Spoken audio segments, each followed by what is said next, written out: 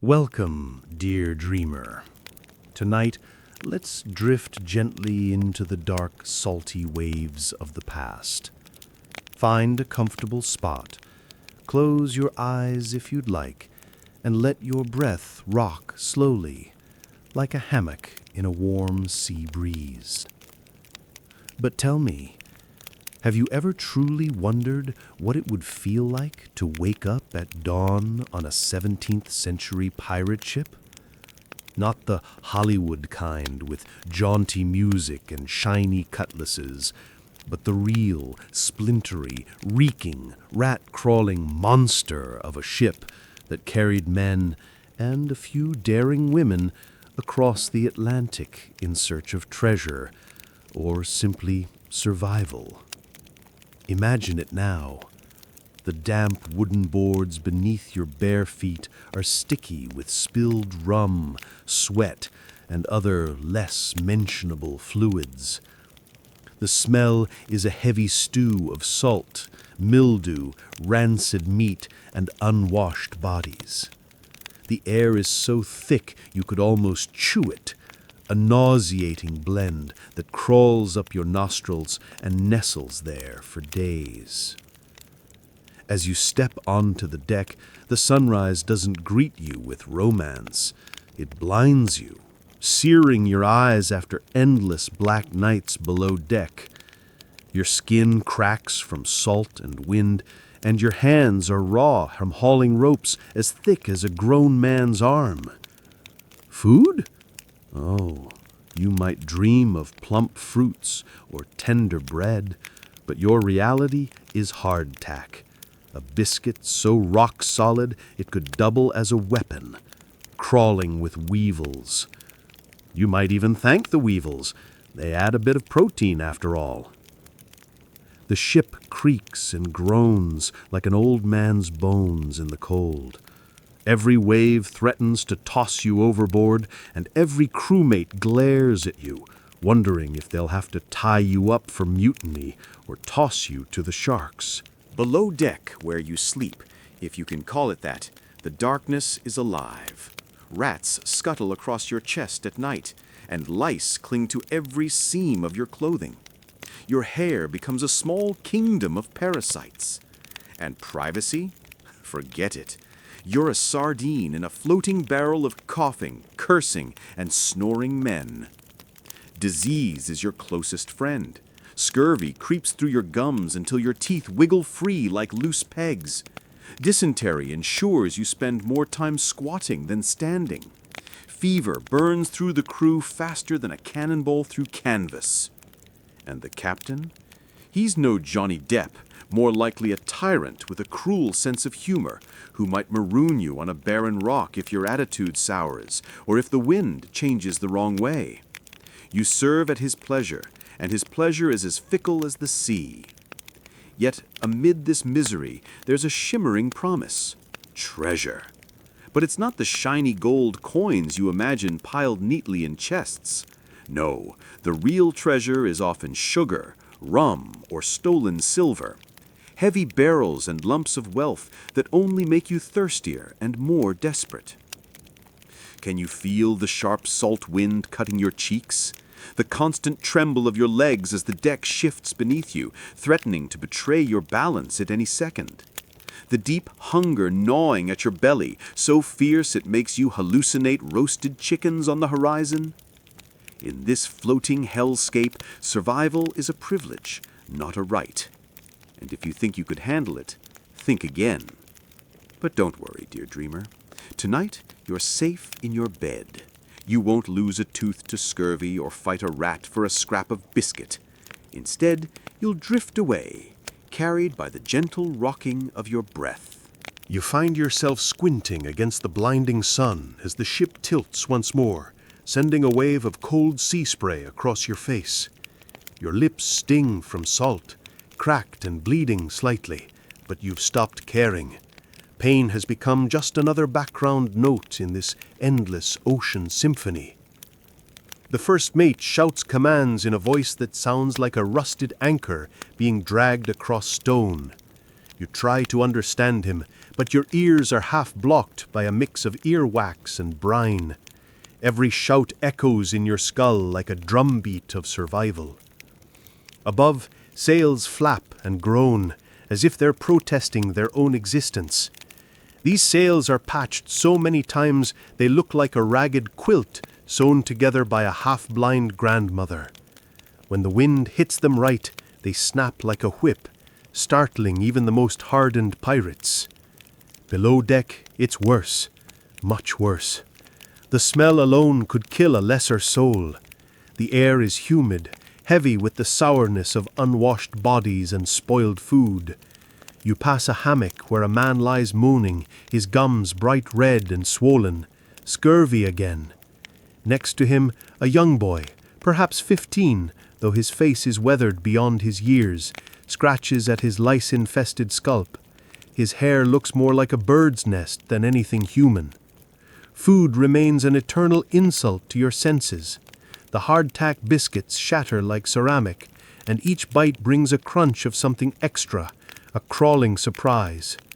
The salted pork, when it hasn't turned green, is so tough that chewing it feels like gnawing on a sailor's boot. The water barrels are no better. After weeks at sea, the water is a thick soup of algae and worms, with a smell that makes you gag before you even sip. But sip you must.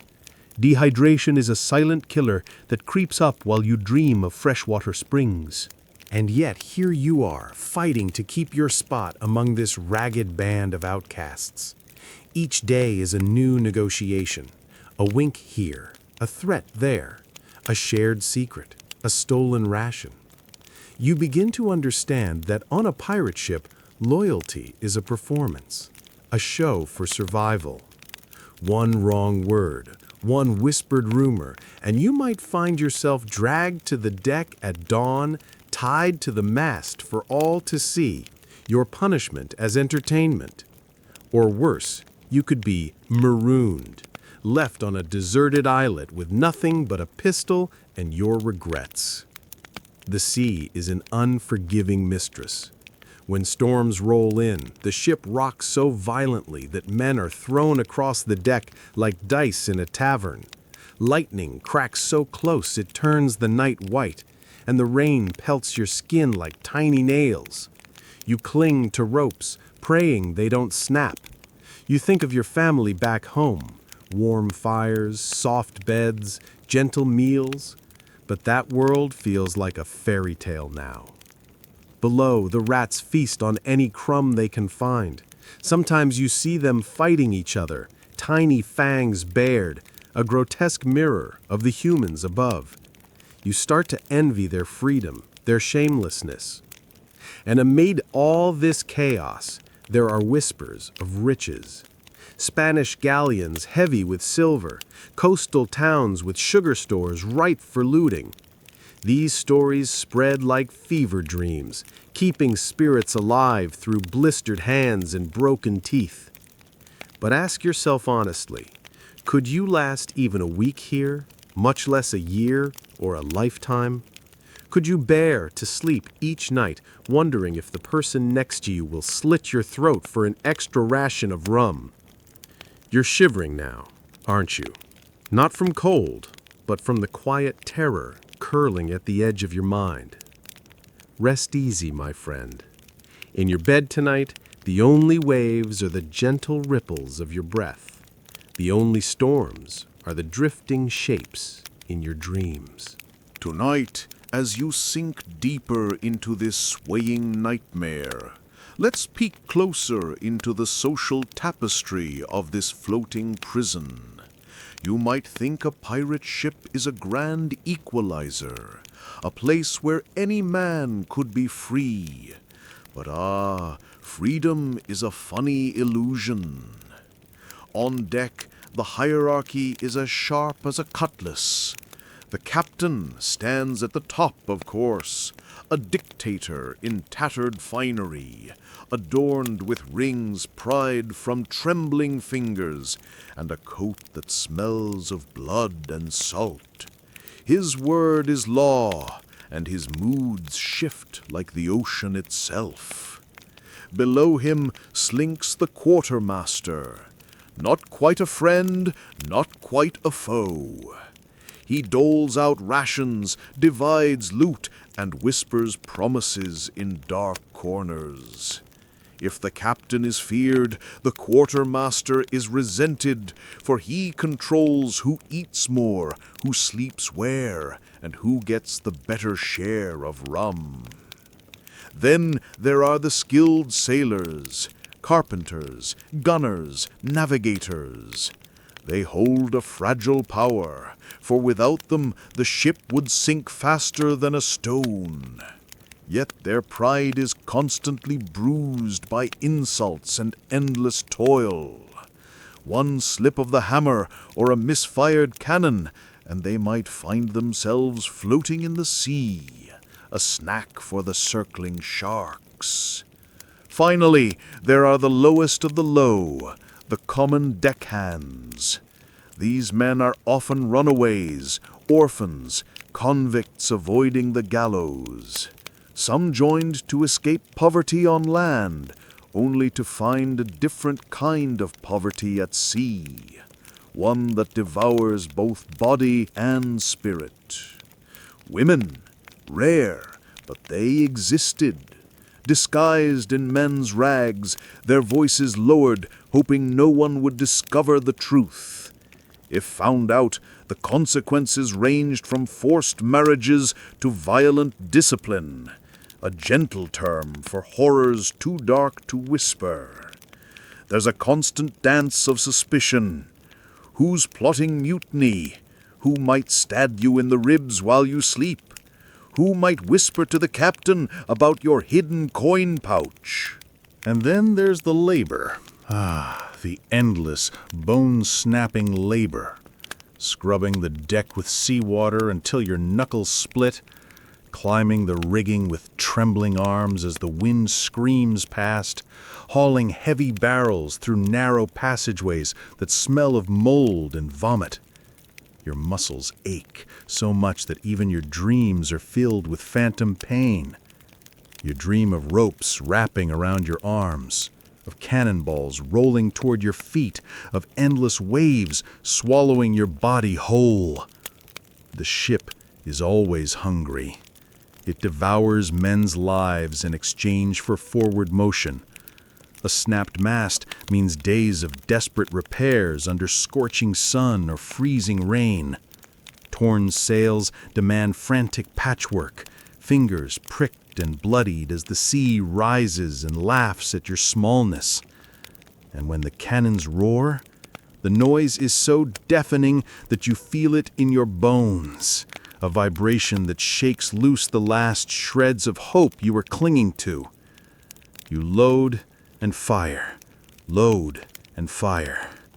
The smell of sulfur burning your lungs as splinters fly like angry wasps.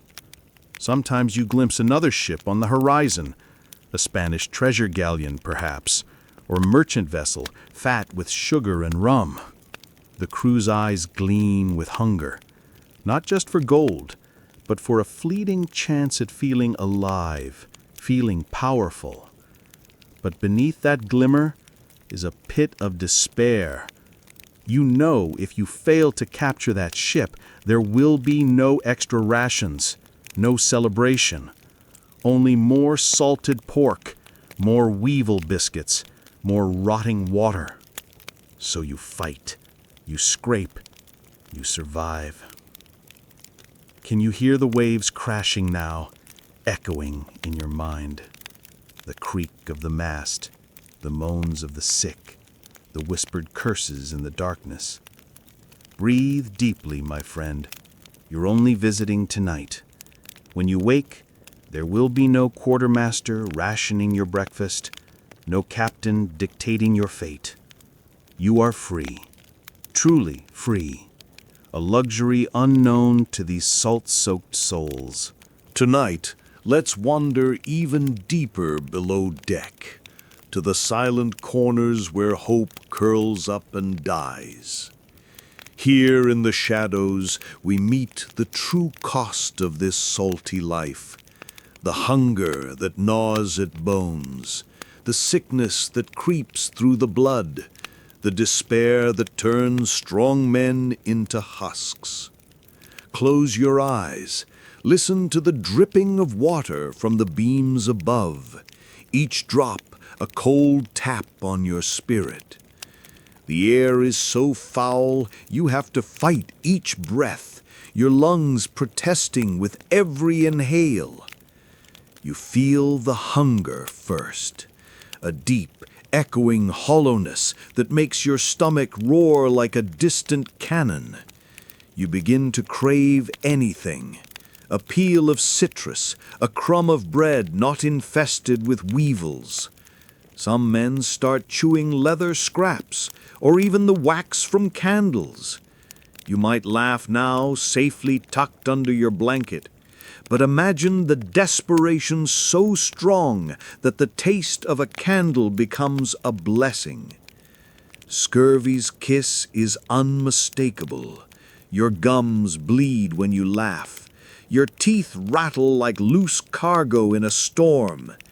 You see your mates losing teeth daily, each one spat onto the deck with a red splatter, a tiny funeral for each lost bit of life.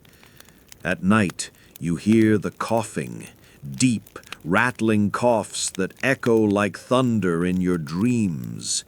Fever boils inside the sick, and the stench of rotting flesh from infections hovers in the stale air. They call it the Black Death of the sea. The dead aren't buried with dignity. Sometimes they're wrapped hastily in a stained blanket and slid into the ocean at dawn. The splash is soft, but in your mind it echoes forever. You wonder if one day it will be your turn, your body claimed by the sea without even a whispered prayer. The cold is its own cruel enemy. When storms come, wind slices through your ragged clothes. You shiver so violently that your bones ache. Your fingers curl into claws to keep warmth. You dream of fire, of hot soups and woolen socks, small luxuries that now seem more precious than any gold doubloon. Even your sleep is stolen. Rats scurry over your chest, sometimes biting you awake. The parasites itch so fiercely that you scratch until you bleed, and then scratch some more. The smell of blood mixes with sweat, creating a perfume that only misery could invent. Meanwhile, the captain dines slightly better. A piece of salted meat, a rare onion if he's lucky. But even he is not immune to the slow decay. His eyes sink into his skull, his skin turns gray like rotting driftwood. The women, when they're discovered, suffer in silence or vanish without explanation. Their fates whispered behind cupped hands. A girl who joined hoping for freedom ends up scrubbing decks in tears, her hair hacked short, her soul vanishing one sunrise at a time. And the children, yes, there were children too, cabin boys, often stolen or orphaned, forced into the worst tasks, cleaning chamber pots, fetching rancid water, climbing rigging with tiny frost-bitten fingers. They watch grown men weep and die, learning too early that the world offers no safety net, no gentle lullabies. You might imagine they sang shanties to keep morale alive. Sometimes they did, but these were not the jolly tunes you know. They were cries disguised as songs, curses woven into rhythm, to mask the terror of each new day. And yet, amid this darkness, they all clung to one shimmering illusion, the promise of treasure. As if a golden coin could heal a lost tooth, or a shimmering gem could warm frozen toes. Tonight, as you lie in warmth and safety, you might feel a small pang of gratitude. You have soft sheets, warm meals, water that doesn't crawl with worms. You are richer than the richest pirate could ever dream. So let this thought wrap around you like a blanket. You are safe. You are free. You are alive. And now, dear dreamer, let's step out onto the deck once more as the ship sways beneath a moonlit sky. Tonight, the stars feel almost cruel in their brightness, watching silently as men below wrestle with the filth of their own existence. Above you, the sails billow like the lungs of a dying beast. You can almost hear them wheezing. The ropes snap and groan, and each gust of wind threatens to fling you into the endless black water. You cling to the rail, your fingers raw and blistered, your nails cracked and blackened from endless hauling. Tonight is different. The lookout has spotted a merchant vessel in the distance, a possible lifeline, a possible death sentence. Hearts pound beneath filthy shirts, breaths quicken in the cold air. Eyes dart, some shining with greed, others glazed with dread. The captain paces, his boots sloshing through the puddles on deck. He sharpens his cutlass with a rhythm that could lull you to sleep if it weren't so ominous. The crew is gathering weapons, rusted pistols, daggers, anything that can pierce or slash. Each blade is as desperate as the hand that holds it. You feel the quiet terror building, a storm inside each heart. The promise of loot, barrels of sugar, heavy rolls of silk, maybe even silver coins, pulls them forward, even as they know each battle might be their last. Cannons are loaded with care and trembling fingers. The smell of gunpowder seeps into your hair, your skin. It burns your eyes, makes you cough. You watch as a young sailor, no older than 16, vomits over the side, shaking with fear. He wipes his mouth, straightens up, and forces himself back to the line. Below, some men mutter prayers, words half remembered from childhood, long forgotten in their rush to escape the land's poverty. Others tie scarves around their heads and grin, trying to mask the shaking in their knees. As dawn approaches, the sea glows with an eerie silver sheen. The target ship creeps closer, oblivious to the silent terror waiting to explode. You can almost hear your heartbeat echoing across the water. Your mouth is dry, your body buzzing with the sharp edge of survival instinct. In this moment, every man is alone with his thoughts, of mothers they left behind, sweethearts who wait in distant ports, or simply the last warm meal they might ever taste. When the first cannon fires, it cracks the world open. The shock travels through the wooden bones of the ship into your feet, rattling your spine. Smoke rolls across the deck like a living thing, curling and choking, hiding the men from each other and from themselves. You hear screams, metal striking metal, the shouts of the captain slicing through the chaos. Splinters fly like arrows, embedding themselves in flesh and wood alike. You grab a rope and swing awkwardly, slipping, landing hard on your side. You taste blood in your mouth. You're not even sure if it's yours. The enemy ship is close now, close enough to see the fear in their eyes too. You lock eyes with a man across the water. He looks just like you, dirty, desperate, clinging to life with the same shaky fingers. And for a moment you wonder, what is this all for? A barrel of sugar? A few coins? The thrill of calling yourself free when you're nothing more than another piece of flotsam in the sea? Your arms tremble as you're ready to climb again. Above you, someone falls. A splash follows, and then silence. You don't have time to mourn. Survival demands speed, not sentiment. And just as quickly as it began, it ends. The last cannon shot echoes into the fog. The surviving crew huddles together, blood mixing with salt water, the deck a chaotic painting of suffering and greed. They count their loot with trembling hands. Some cheer weakly, others weep silently. The captain smirks, but his eyes remain hollow, as though he knows the victory is only another link in an endless chain of hunger and fear. Tonight, you're spared. You didn't have to choose between life and sugar. You didn't have to bury a blade in a stranger's chest or watch your friend sink beneath the waves. Feel your pillow now, soft beneath your head, the steady warmth of your room.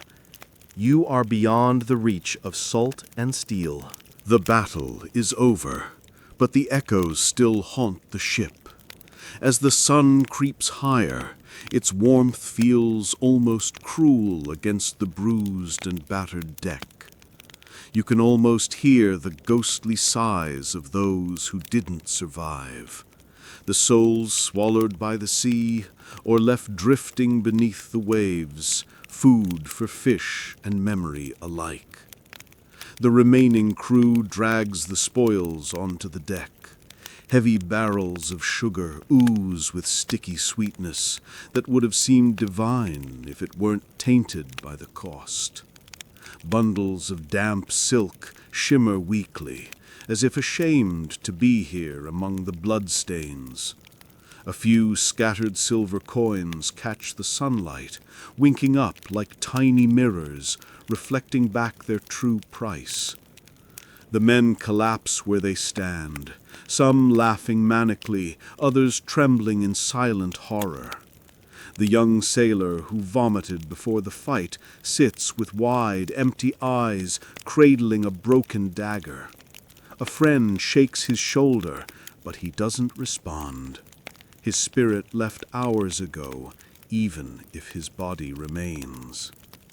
Nearby, the quartermaster sorts the loot, scribbling in a greasy ledger that smells of rum and sweat. Arguments flare up almost immediately. Who deserves more? Who did the most? Who deserves nothing at all? Greed is the final infection on this floating carcass. You watch as two men, eyes wild, fight over a single ring. One lunges, and suddenly there's a sharp gasp, a thud, and silence. The winner slips the ring onto a grimy finger and turns away as if nothing happened. The captain surveys the chaos from his perch, the wind tugging at his stained coat. He smiles, but it's a brittle, haunted smile, the expression of a man forever balancing on the knife's edge between power and oblivion. And what of the promises, the dreams of paradise on faraway shores, those whispered legends of hidden islands where rum flows like rivers and hammocks swing between palm trees? They fade as quickly as the last cannon smoke, leaving only the gnawing emptiness. You might think that treasure would bring comfort, that golden coins and silk would ease the constant hunger and disease. But on this ship, the treasure only deepens the rot. It breeds mistrust, invites betrayal. One moment you share a laugh over rancid pork, the next your friend holds a blade to your throat over a handful of coins. The daily grind resumes. The deck must be scrubbed of blood and soot, ropes recoiled, sails patched again. Life on a pirate ship offers no rest, only a new cycle of pain disguised as freedom.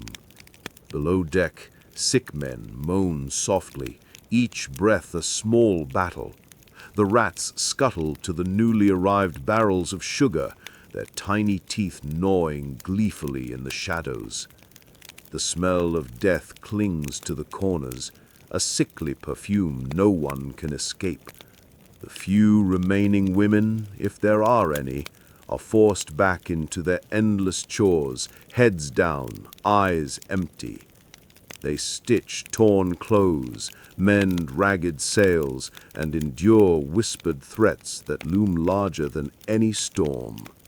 Tonight, as the ship drifts away from the site of battle, the sea seems to sigh around it. The stars above remain distant and uncaring, blinking softly, as if they too wish to look away. Can you sense it now? That thin veil between survival and surrender, the constant gamble with death, hunger, and your own humanity. And yet, here you are, in your room, wrapped in the tender hush of night. Your sheets smell of lavender, not salt and blood. Your dreams hold no blades or broken teeth. So breathe deeply. You've traveled far tonight, but you've never truly left your safe harbor. The pirates drift onward into an endless night, but you are free to close your eyes in peace. Night falls again over the endless waves, wrapping the ship in a blanket of darkness so thick it feels alive.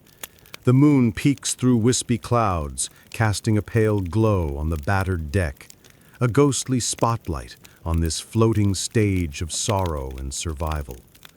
You listen to the groans of the wooden hull, the quiet sobs below deck, the creak of ropes swaying in the salt-heavy air. Somewhere, a sailor hums a low, broken tune, more a lament than a song. It seeps into your bones, a lullaby of despair. The crew moves slowly tonight, their bodies heavy with exhaustion and wounds both seen and unseen.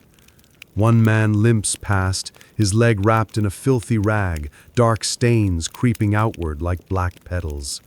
Another clutches his side, muttering curses at a blade wound that may never heal.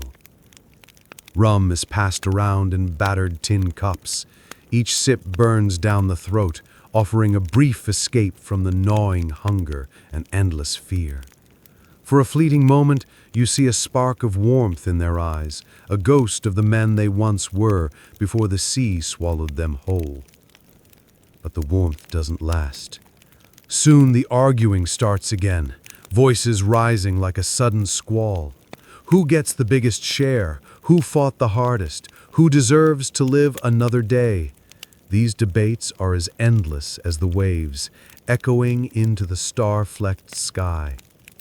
A young boy, maybe 12, though he looks no older than 8, sits alone at the edge of the deck, legs dangling above the abyss.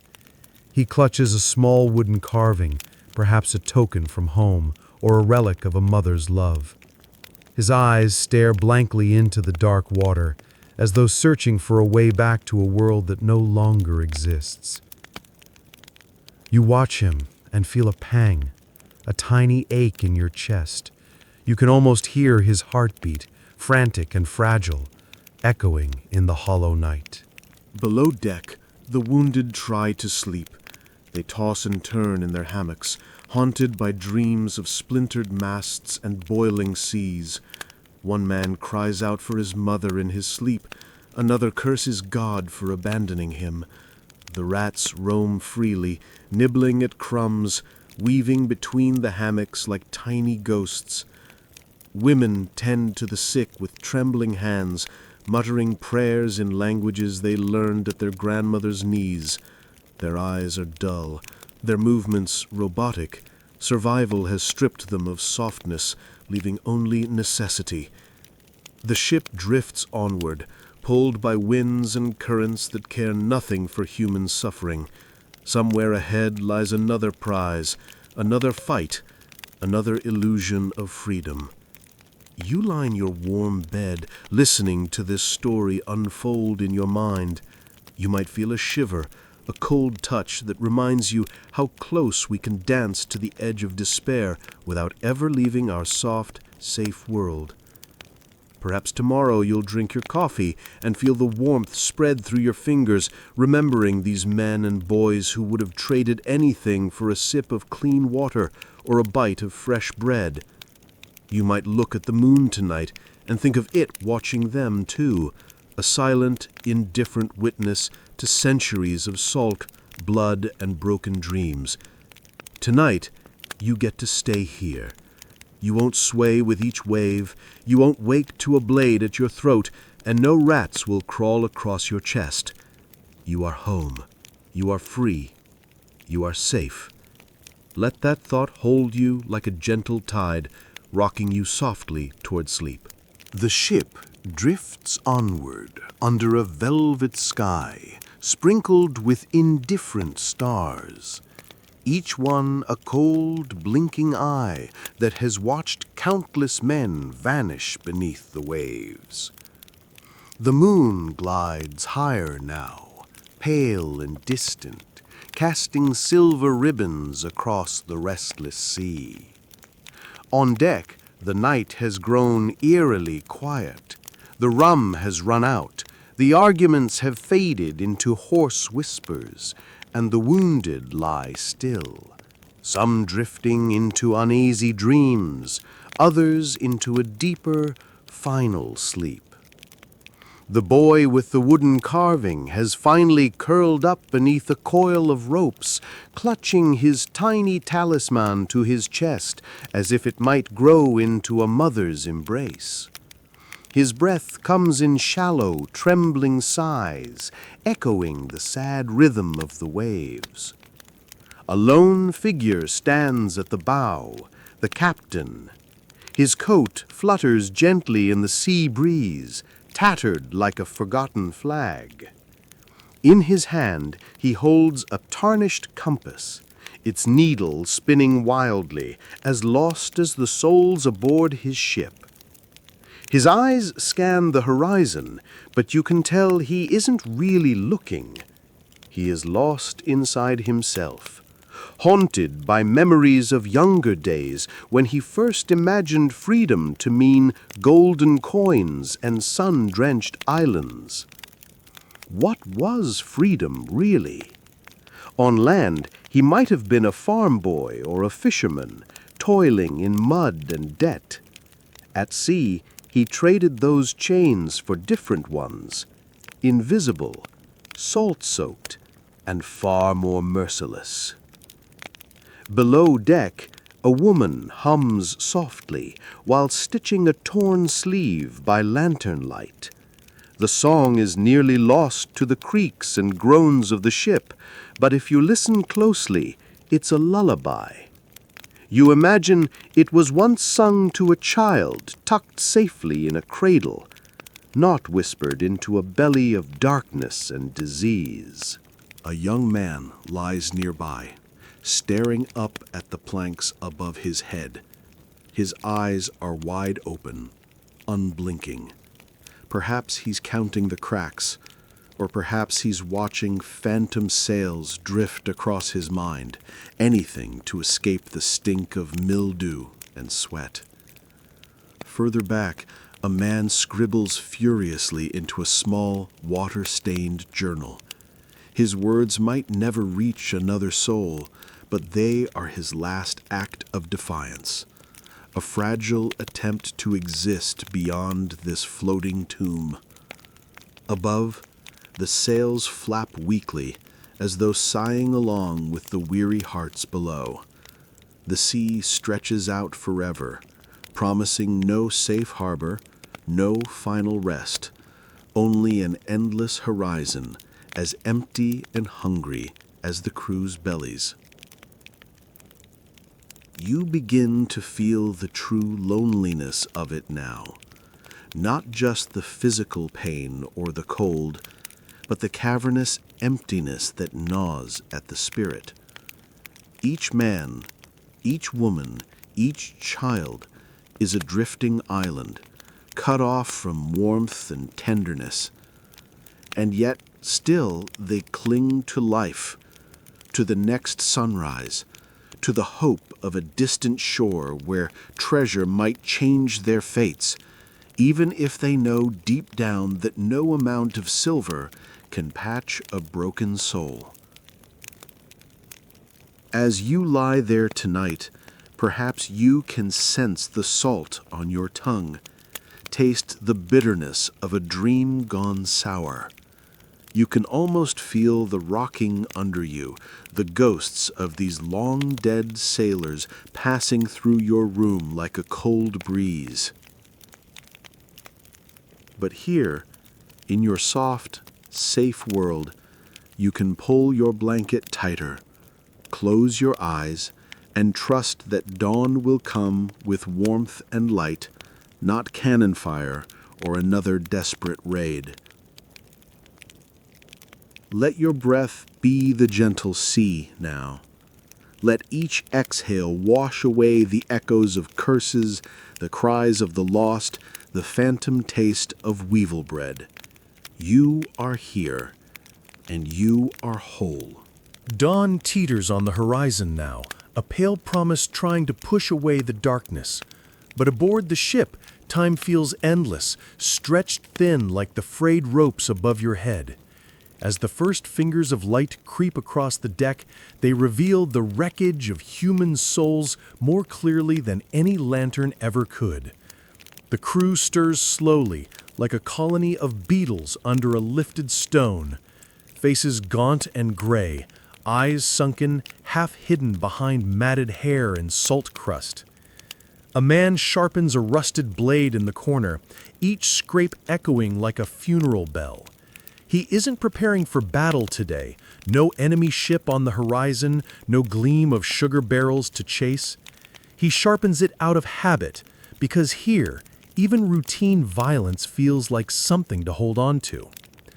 Nearby, a pair of men patches sail in silence. Their fingers move automatically, threads slipping through torn canvas as if they're sewing up wounds they no longer believe will heal. One hums a shanty under his breath, but the tune sounds hollow, as though the sea has swallowed its heart.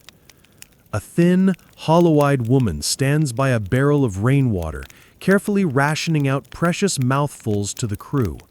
Each man receives a swallow, not enough to quench thirst, just enough to keep death slightly at bay. She watches each face as they drink, her own expression as unreadable as the deep sea. A young sailor collapses at her feet, lips cracked and hands trembling. She tips a few extra drops into his mouth, a silent act of rebellion against the captain's orders. In that fleeting moment, humanity flickers in the gloom like a dying lantern flame. Below deck, the smell has grown more monstrous. Damp wood, rotting provisions, the acidic tang of vomit and sweat, it all melds into a choking perfume that no wind can disperse. The sick moan softly, voices ragged, each sound a testament to 1,000 tiny battles happening inside fragile bodies. A man mutters feverishly, eyes darting to invisible threats, perhaps seeing demons that have climbed aboard under cover of night. Another rocks himself, knees pulled to his chest, repeating a single word: home, home, home. Outside, the sea is deceptively serene.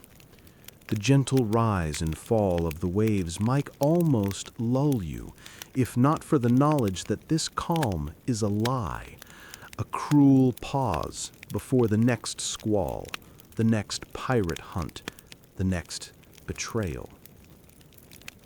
And yet, they all cling to whispers of tomorrow, of the mythical island where palm trees sway and golden sands promise a second life, of the day they might step off this rotting deck and never look back.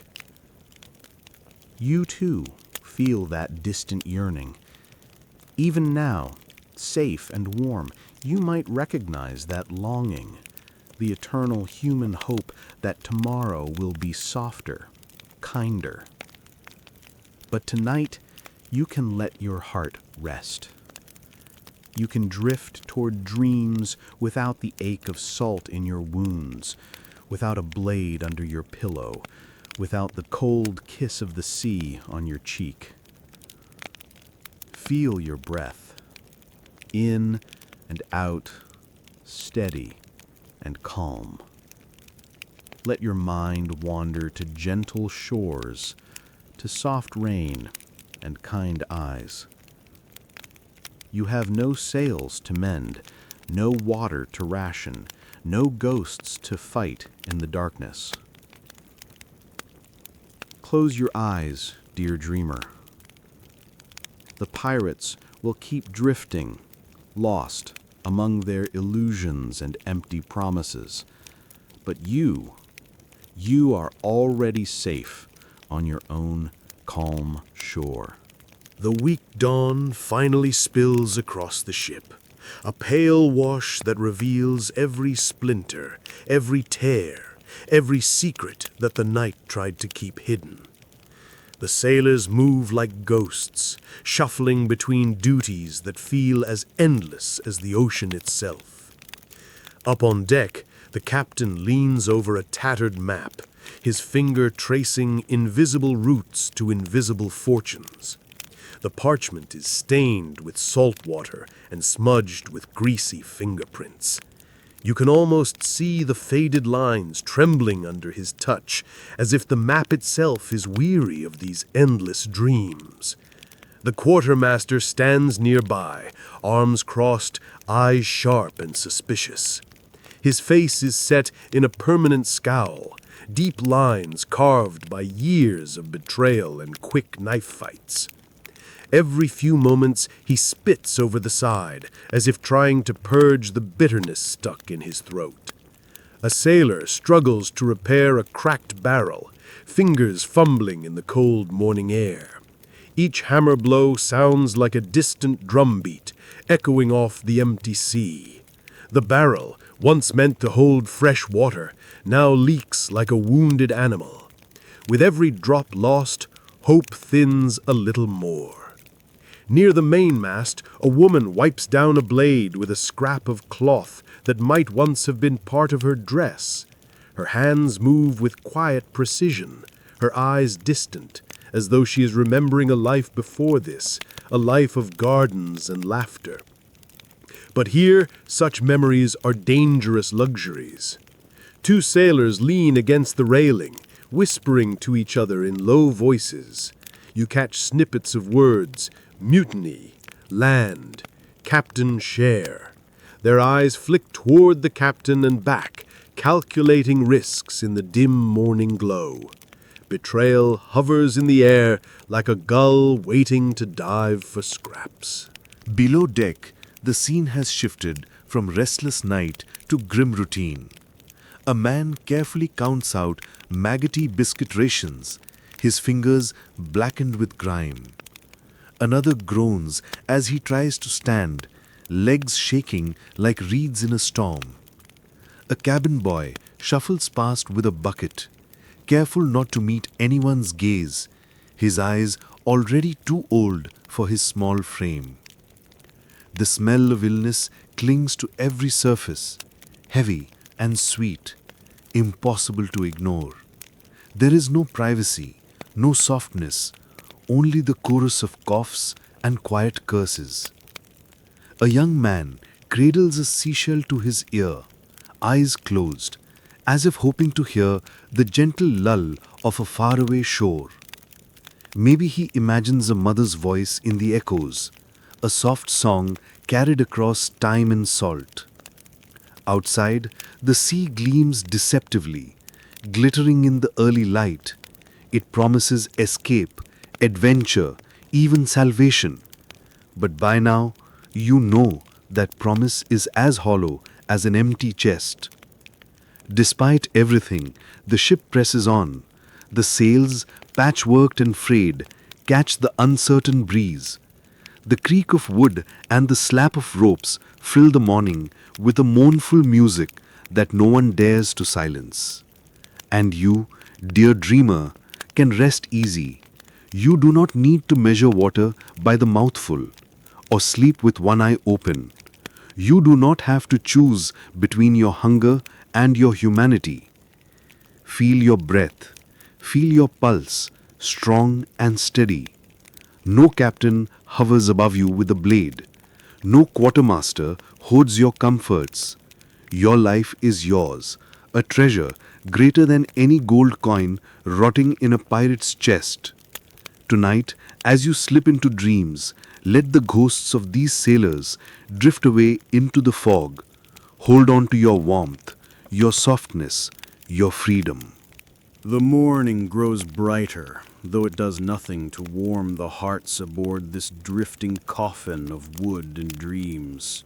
The ship groans under the weight of its secrets, each creak a confession that no one dares to voice aloud.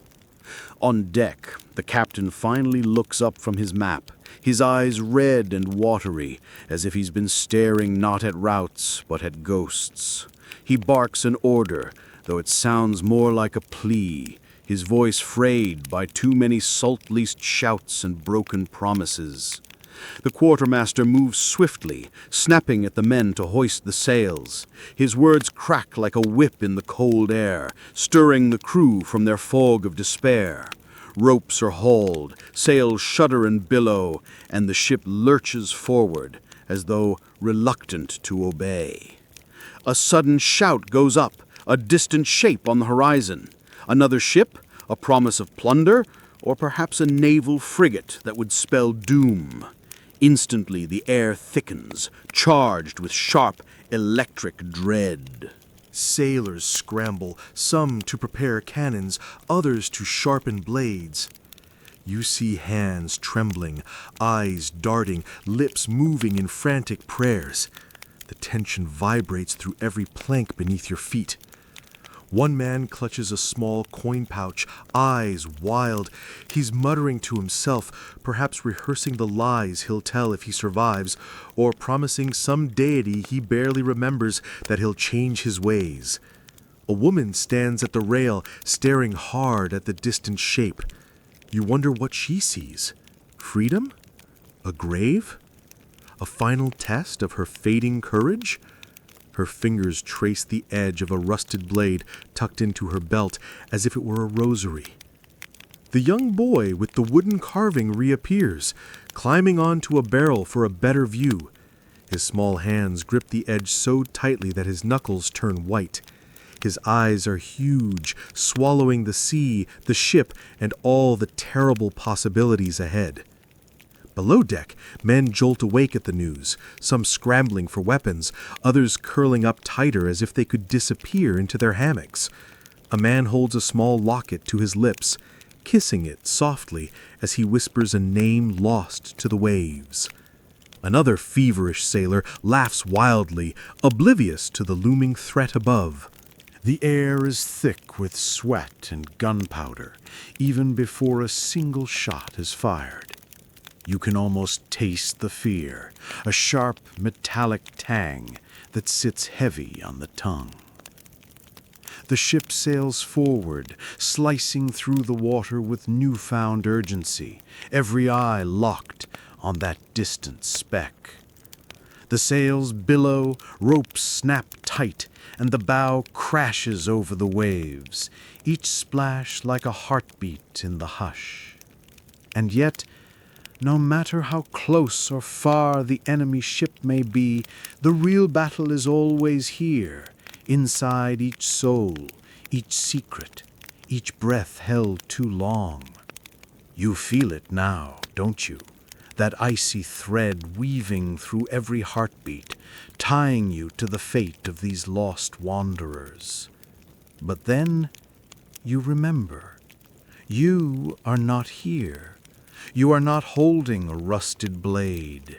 You are not praying for mercy beneath a tattered sail. Instead, you can exhale. You can turn your head on your pillow, pull the blanket higher, and let the warmth flood over you like morning sun on quiet land. These ghosts of the sea will keep fighting their silent wars, forever chasing a freedom they can never truly touch. But you are already free, already safe, already whole. The distant ship inches closer, a ghostly shape growing against the pale morning sky. Each heartbeat aboard feels stretched thin, as if the ocean itself is holding its breath with you. Above deck, the captain squints through a battered spyglass, his hand shaking ever so slightly. He lowers it slowly, his jaw clenched tight. You can almost hear the unspoken words grinding behind his teeth. Fortune or funeral. The quartermaster moves among the crew like a restless spirit, checking blades, slapping hesitant hands, barking out last-minute threats disguised as encouragement. You can see the sweat glistening on his brow, the lines around his eyes deeper today. The young boy with the wooden carving now hugs it to his chest, his eyes darting from sailor to sailor, searching for comfort that will never come. He reminds you of a small bird trapped in a storm, feathers soaked, heart pounding too fast to survive. A sailor at the rail ties a ragged scarf around his head, his lips moving in silent curses to every god he can remember. Another man kneels by a cannon, pressing his forehead against the cold iron barrel, as if it might offer some last moment of communion. A woman stands in the middle of it all, eyes half closed, her fingers resting on the hilt of her blade.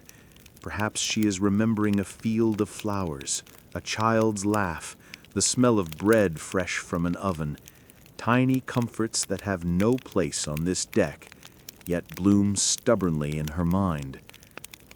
Below deck, the feverish sailor's laughter has turned into a low, hollow moan. Another man, too weak to rise, stares at the low ceiling as if trying to see the sky beyond. You sense that he's already halfway gone, his soul already walking on distant shores. Near the hammocks, a woman rocks back and forth, braiding a length of rope with shaking hands. You know what that rope is for, though you wish you didn't. In a world without choices, even the darkest escape can feel like mercy. The cabin boy, oh so small, so impossibly young, grips a chipped mug of water, his fingers raw and red.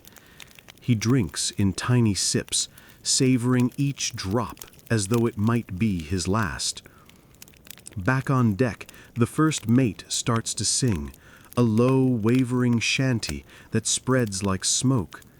It's picked up by a few voices, then more, until the deck trembles under the weight of a sorrowful, defiant chorus. The words speak of home, of lost loves, of horizons never reached. The ship answers with groans and creaks, the sails swelling and snapping above like the wings of a giant, wounded bird. You can almost feel the tension snap and hum in the air, each note vibrating through your chest. You watch it all unfold in your mind, every trembling hand, every silent prayer, every cracked lip whispering dreams of land. You feel the pull of the sea, the ache of hunger, the sharp edge of terror, and yet you remain untouched, floating safely above it all. As you lie here, the softness of your sheets presses against your skin like a gentle shore. You can close your eyes, let your breath slow, and know you are not standing at the rail, staring into an endless blue abyss. You do not have to sing to keep your courage alive. You do not have to choose between life and another man's silver. You are free in a way these sailors could never even imagine. Let your heartbeat settle. Let the ghosts fade with the tide. You are not adrift. You are anchored, warm, whole. The song fades into the morning air like a ghost's last sigh, leaving behind only the restless shuffle of feet and the creak of the ship's bones. The distant vessel is now close enough that you can almost see its sails ripple in the breeze, a white phantom on the gray horizon. The captain lowers his spyglass once more, eyes narrowing. A decision sits heavy in his chest. Attack? Flee? Parley? Each option tastes bitter, no matter how he rolls it across his tongue. The quartermaster hovers beside him like a shadow, his gaze flitting constantly between the other ship and the restless men below. Every sailor watches them, hungry for a sign, a command, anything to break the suffocating suspense. A sailor on the main deck sharpens his dagger with short, feverish strokes, the blade shrieking against stone. Another man ties a charm of seashells and twine around his wrist, a tiny prayer for protection that will never come. Near the mast, the woman with the blade has begun to hum again, a fragile thread of sound swallowed by the wind. Her eyes stay fixed on the horizon, as if she might find salvation hidden just beyond the next wave. The young boy with the carving has pressed himself against a barrel, eyes squeezed shut. His lips move silently, perhaps a prayer, or maybe just the repetition of a single word he clings to, like driftwood in a storm. Below deck, chaos is brewing. A sailor feverishly rips through a sack of wormy biscuits, shoving crumbs into his mouth with wild eyes. Another man crawls across the floor, fingers scrabbling for any scrap of food or coin, lost to a private, bottomless hunger.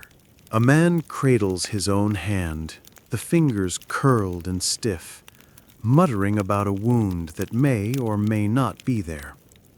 Across from him, the woman who braided the rope now wraps it slowly around her wrist, testing its weight. Her face is pale, lips parted, as if she's listening for a distant call. The cabin boy sits alone, the chipped mug now empty. He turns it slowly in his hands, watching the last drop slide and vanish. His gaze drifts toward the hatch above, toward the deck, the sky, freedom he will never taste. And amid this swirl of terror and madness, there is a strange, brittle calm, as if the ship itself is holding its breath, waiting to see which fate will unfold. The captain finally raises a hand. The quartermaster's eyes flash. There it is, the moment. A single gesture, so small, yet it cracks open the hearts of every soul aboard. Orders ripple outward like a stone thrown into still water. Blades are lifted, cannons are loaded, breath is sucked in and held tight. The final, terrible ballet is about to begin. But you, dear dreamer, remain untouched. Your hands are not wrapped around a rope or a dagger. Your eyes are not searching the sea for a sign of death or deliverance. Your breath is not caught in your throat, heavy with dread. You are here, safe in the gentle hush of your own night. You can shift your weight, let your head sink into the pillow, and let your heart slow. You can leave these desperate ghosts behind. Let them drift back into the waves from which they came. Feel the softness of your blanket, the warmth that holds you like a quiet harbor. The battle ahead is not yours to fight. You are free to rest, to dream of kinder seas. The air shivers with anticipation, every breath caught like a fish in a net. Above, the sails snap and billow, impatient as hunting dogs straining at the leash. The sea, deceptively calm, glitters in cruel delight beneath the rising sun. The captain's voice finally breaks the fragile silence. It slices through the air like a blade, echoing down into every trembling spine. Commands are barked, repeated, swallowed by the creaking of wood and the nervous shuffling of boots. Cannon crews spring into motion, their hands blackened from powder and grime. One young sailor hesitates, eyes locked on the enemy ship, fingers frozen on a cannonball. The quartermaster smacks him hard across the head, a sharp crack that snaps him back into the brutal rhythm of survival.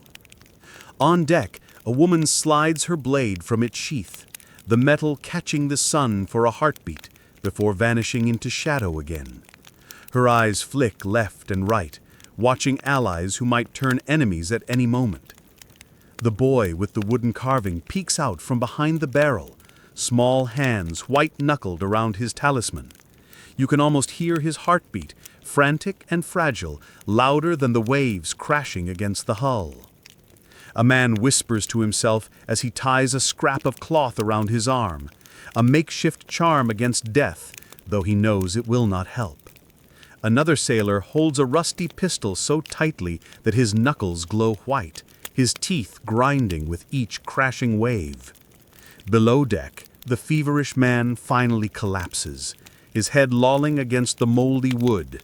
Another sailor cradles his head briefly before scuttling away, more afraid of being caught helping than of the dying man's final breath. The woman with the rope now holds it in both hands, eyes wide and vacant. You can almost feel her trembling decision vibrating through the beams above. The cabin boy clutches the empty mug to his chest as if it were a mother's embrace, his lips moving in silent pleas. The distant ship grows larger, its shape now clear, white sails trimmed with dark lines, like a phantom's cloak in the morning mist. Perhaps it's a merchant vessel, fat with sugar and silver, or perhaps it's a naval frigate, sharp and merciless. The truth no longer matters. They are already too deep in the dance to step back. You can sense it, the way every heartbeat stutters, the way each man and woman runs through last memories in their minds, faces they'll never see again, fields they'll never walk, firesides they'll never warm beside. Up on deck, the captain raises his sword high, its blade flashing like lightning in the dawn light. The moment holds, stretching thin and sharp as a knife's edge. Then the roar, cannons fire, sails shudder, the sea erupts into violent applause. The deck becomes a chaos of smoke, screams, and splinters. You imagine it all. Blood spraying across the wooden boards, hands clawing at the sky, the smell of salt and iron filling every breath.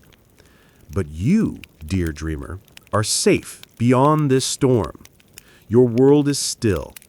You do not have to hear the cannon's thunder or feel the tremble in your bones. You do not have to choose between survival and mercy, between betrayal and death. Feel the gentle pull of your sheets. Hear the quiet hum of your room. No crashing waves, no cries of the lost. You are free to drift, to slip into the soft darkness behind your eyelids. You are not on that deck. You are not clutching a blade or an empty mug. You are warm, safe, alive. Let that truth cradle you, as softly as the sea never could. The world erupts into noise and chaos, a violent symphony of splintering wood, shrieking metal, and human cries that rise like a twisted choir into the dawn. Cannon smoke rolls across the deck in thick, choking waves. You can barely see the sailors stumbling forward, blades glinting, hands grasping for anything, an enemy, a lifeline, a final moment of meaning.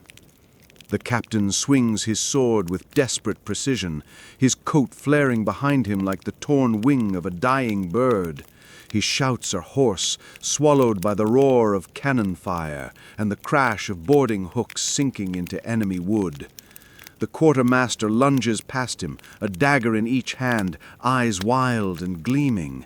He is no longer a man, he is an animal, a raw nerve of survival, tearing through the line between life and death with every thrust. A woman fights back to back with another sailor, their breaths ragged, blades flashing in the gray morning light. Blood splashes across her cheek, and for a heartbeat, her eyes close, a single silent prayer, or perhaps a memory of softer hands and quieter mornings. The boy with the wooden carving scrambles across the deck, slipping between barrels and fallen bodies. His small fingers cling to his talisman as if it might turn him invisible, spare him from this human storm. A sailor drops to his knees, pressing a hand to his stomach where dark blood seeps between his fingers. His mouth moves in shock, as though he's trying to speak to someone far away. The quartermaster steps over him without a glance. Below deck, the screams echo like thunder rolling through a cave. The woman with the rope now holds it against her chest, sobbing softly. She stares at a small patch of lantern light, as if it might open a door to another world. The cabin boy curls into a corner, arms wrapped around his knees, the empty mug at his feet. His wide eyes reflect each muffled scream above, each blow, each cannon blast, each soul tumbling into the sea. A sailor crawls past him, dragging a broken sword, eyes glazed with terror. He stops, reaches for the boy, then collapses with a final rattling breath. The boy shivers but does not move. Outside, the enemy ship looms, its deck now a chaos of its own. Smoke curls up into the pale sky, mixing with the cries of the dying and the crack of musket fire. It is a twisted dance, a grotesque waltz of humanity's worst fears and fiercest hungers. You see it all in your mind, the blood-soaked boards, the splinters embedded in flesh, the salt spray mingling with screams. You taste the metal in the air, feel the deck shudder beneath your feet. But then you remember. You are not here. You are not gripping a blade slick with blood. You are not counting your final heartbeats in the space between cannon shots. You are home, surrounded by the soft hush of your own breathing, the gentle whisper of the night outside your window. Tonight, you do not have to fight. You do not have to flee. You can rest, knowing no boarding hook will drag you into the cold, merciless sea. Feel your chest rise and fall. Listen to the quiet that wraps around you like the softest cloak. You are here. You are whole. You are safe. Let that truth carry you beyond the roar of cannons and the cries of desperate men. Drift toward sleep, toward a gentler ocean waiting just beyond your dreams. The battle rages on above, but already it begins to falter, as all storms do. The cannons fire less often now, each blast echoing longer between the growing silences. The screams thin out, replaced by groans and the quiet whimper of the defeated. On deck, the captain stands hunched, sword dangling from his limped hand. Blood drips steadily down the blade, falling onto the soaked wood like red rain. His coat is torn open at the shoulder, revealing pale skin already bruising in shades of purple and blue. His gaze is empty, staring across the chaos without truly seeing. The quartermaster breathes in ragged gasps, one dagger lost somewhere among the fallen. His remaining blade trembles in his grip as he turns in frantic circles, searching for threats, or treasures, or perhaps both, as they've always been the same to him. The woman now stands alone, her blade lowered. Around her, the deck is littered with splintered wood, broken weapons, and the fallen bodies of men who once roared with hunger for gold and freedom. Her eyes scan the horizon one last time before falling shut, her shoulders dropping as if a mountain had been lifted, or perhaps placed, upon her back. The boy with the carving crawls out from under a tangle of ropes, eyes huge, cheeks streaked with tears and grime. His small chest heaves, each breath a tiny battle won. He clutches the carving to his heart so tightly that his knuckles glow white under the rising sun. A sailor staggers past him, hands pressed to a gash across his ribs. His knees buckle, and he crashes face first onto the deck, breath leaving him in one final sigh. The boy does not move. He simply watches with wide, hollow eyes. Below deck, a thick silence has settled. The woman with the rope finally lets it slip from her fingers, the coarse fibers falling to the floor in a quiet pile.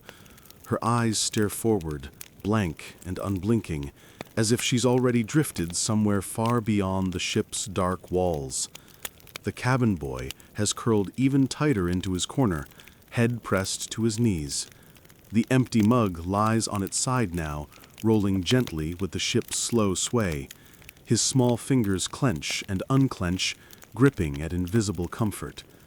Nearby, a sailor lies still, mouth open as if frozen mid-cry. Another man drags himself forward on his elbows, leaving a crimson trail across the planks. He stops halfway, head dropping to the side, in a final, silent surrender. Outside, the sea begins to calm, its surface shining with a deceitful gentleness beneath the morning sun. The enemy ship, now also battered and broken, drifts a short distance away, its own deck a mirror of ruin. The fight is over. The dream of treasure, of freedom, of triumphant victory has evaporated into the salt air. In its place remains only the wreckage, the echoes of desperate voices, the glint of steel abandoned in pools of red, the heavy weight of all that was lost. You feel it now, don't you? That deep, echoing loneliness that seeps into the bones of those left behind. The realization that even victory tastes of ash, of splinters and salt. And yet, you are not here. You are not the captain, weighed down by ghosts. You are not the quartermaster, spinning in endless circles. You are not the woman with the blade, the boy with the carving, the child hugging his knees below deck. You are safe. You are in a soft bed, in a room that breathes warmth and quiet. Your heartbeat is steady, unthreatened by cannon fire or the cold kiss of the sea. Feel the calm seep into your bones now. Let the final echoes fade into gentle darkness. Let your breath guide you towards sleep, away from this haunted deck. You are free. You are whole. You are home. Morning settles over the sea like a thin, cold sheet. The sun climbs higher, casting long, stark shadows across the deck, each one a dark echo of the souls now lost. The captain stands at the rail, his sword finally dropped, clattering to the deck with a dull thud that sounds almost like a sigh. His hands grip the wood so tightly that his knuckles are as pale as moonlight. His gaze is fixed on the distant horizon, eyes empty, as though he's searching for a world that never truly existed. Beside him, the quartermaster drops to his knees. His remaining dagger slips from his grasp, sliding across the bloody boards. He lowers his head into his hands, shoulders shaking in silent, ragged sobs, the soundless confession of a man who has run out of lies to tell himself.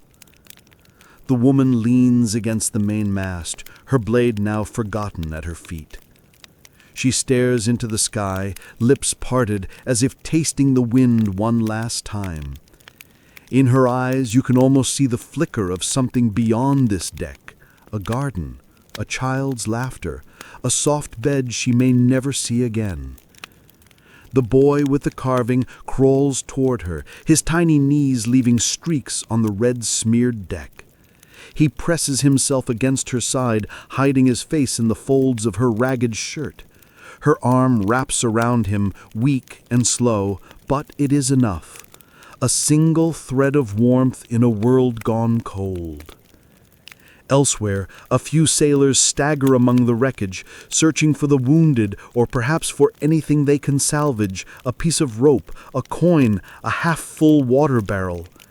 Their movements are hollow, mechanical, as if they are sleepwalking through a nightmare that refuses to end. Below deck, the woman with the rope now sits still, her eyes glazed and distant. She holds the rope loosely in her lap, fingers tangled in its frayed strands, as though she has forgotten what it was meant for. The cabin boy has stopped rocking. He lies curled on his side, breathing shallowly, his face streaked with tears and grime. One small hand rests on the mug beside him, as though he might still wake to find it filled, to find the world kind and whole again. A sailor, half alive, drags himself up the stairs toward the deck, leaving a trail behind. He pauses halfway, eyes searching the narrow beams above for a sign, a God, a mercy that never arrives. Outside, the sea glitters with indifference, each wave catching the light like 1,000 tiny knives. The enemy's ship floats nearby, its sails torn, deck littered with its own dead and broken. Together, the two ships drift silently, as though mourning each other in a hushed embrace. You watch it unfold in your mind, the final breaths, the last whispered names, the small, fragile gestures of kindness that survive even the cruelest storms. And you feel it, that pulse of grief and gratitude humming beneath your ribs. But you, dear dreamer, are not aboard. You are not gripping a blood-soaked rail or pressing your face to the boards in silent prayer. You are warm, whole, and free. Let that truth wrap around you now, softer than the finest silk, warmer than the sun ever could be on that deck. Listen to your own breath, slow and sure. Feel your pulse steady and patient. You are not drifting. You are home. You are safe. You are loved in ways that no horizon can steal from you. Let your mind slip away from the salt, the blood, the endless gray sky. Drift toward the gentle shore of your dreams where no cannon fire can reach you, and no sea can swallow you whole. The sun rises higher now, its rays spilling across the ruined decks like an indifferent blessing. The warmth does not comfort, it only reveals the quiet aftermath, each detail sharper and more cruel under the unblinking sky. The captain remains at the rail, his knuckles white against the splintered wood.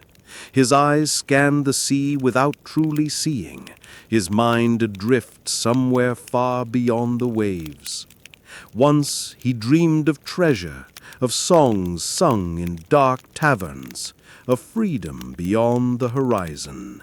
Now he stands as a monument to all the illusions that brought them here. The quartermaster still kneels, his face buried in his hands. His shoulders tremble, the last vestiges of rage and ambition dripping from him like salt water from a torn sail. Around him the deck is littered with shattered blades, abandoned charms, and streaks of red slowly drying in the morning heat. The woman sits now, back against the mast. Her fingers move slowly through the boy's hair, the motion soft and rhythmic, a ghost of tenderness in a place that has known none. The boy clings to her side, his tiny fist still wrapped around the carved talisman, as though it might hold back the entire ocean if he wishes hard enough. A few sailors shuffle about, their eyes glazed, stepping over fallen comrades as if stepping over driftwood. One drags a barrel upright, peeks inside, and lets out a quiet, hollow laugh, the sound echoing across the deck like a cracked bell. Another bends to lift a coin from a lifeless hand, hesitating for a breath before pocketing it with trembling fingers. Below deck, the woman with the rope finally lets it slip to the floor. She lifts her gaze, staring at the low ceiling as if she can see the sky beyond it. Her lips part, a single silent word escaping, perhaps a name, a memory, or a final apology. The cabin boy lies still, his small chest rising and falling like a fragile tide. One hand remains on the mug, now lying on its side. His other hand curls near his chin, as if he might still call for someone in his dreams.